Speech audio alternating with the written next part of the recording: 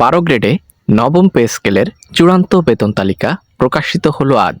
আজকের এই ভিডিওতে নবম পে স্কেল চূড়ান্ত বেতন তালিকায় কোন গ্রেডের কত টাকা বেতন নির্ধারণ করা হচ্ছে, গ্রেড সংখ্যা কতটি নির্ধারণ করা হচ্ছে এবং কি কি সুযোগ সুবিধা বৃদ্ধি পাচ্ছে, সকল গুরুত্বপূর্ণ তথ্য পর্যায়ক্রমে আপনাদেরকে জানাবো। তাই প্রত্যেকের কাছে রিকোয়েস্ট করব, যারা চ্যানেলের নতুন দর্শক এখনও সাবস্ক্রাইব করেননি, প্রথমেই চ্যানেলটিকে সাবস্ক্রাইব করে নিন। তো এখানে প্রথমত আমরা দেখব নবম জাতীয় পে স্কেলে কি কি সুযোগ সুবিধা আপনাদের বৃদ্ধি পাচ্ছে।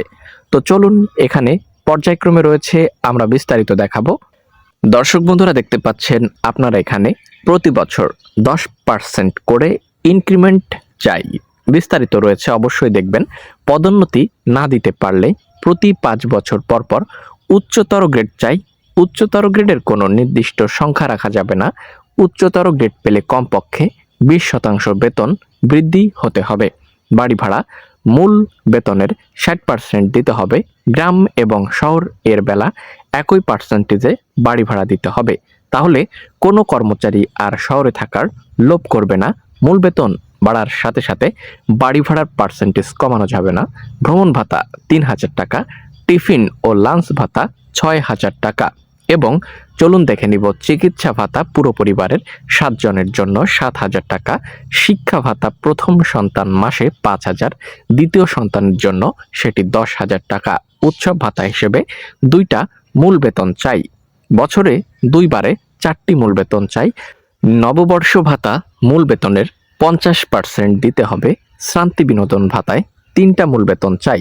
বিদ্যুৎ বিল বাবদ 1500 টাকা, গ্যাস বিল বাবদ 2000 টাকা। পিতা মাতার ভাতা মাসে 5000 টাকা। পিতা মাতা জীবিত থাকলে পাবে, মৃত থাকলে পাবে না। এখানে বিস্তারিত রয়েছে এবং দ্রব্যমূল্যের ঊর্ধ্বগতির সঙ্গে সমন্বয় করে বেতন বৃদ্ধি করতে হবে। এবার দেখব কোন গ্রেডে বেতন কত টাকা নির্ধারণ করা হচ্ছে, চলুন দেখে নেওয়া যাক। এবং এখানে আমরা তৃতীয়, চতুর্থ, দ্বিতীয়, প্রথম 4টি শ্রেণী পাচ্ছি। 4 শ্রেণীতেই মূলত নবম পে স্কেল কার্যকর হতে যাচ্ছে। চলুন দেখে নিব বেতন গ্রেড। চতুর্থ শ্রেণীর অন্তর্ভুক্ত গ্রেড 11 এবং 12। পূর্বের 17 এবং 18 গ্রেডের সমন্বয়ে রয়েছে 11 গ্রেড, যেখানে বেতন 26,000 টাকা। গ্রেড 12 পূর্বের 19 এবং 20 গ্রেডের সমন্বয়ে বেতন 21,000 টাকা।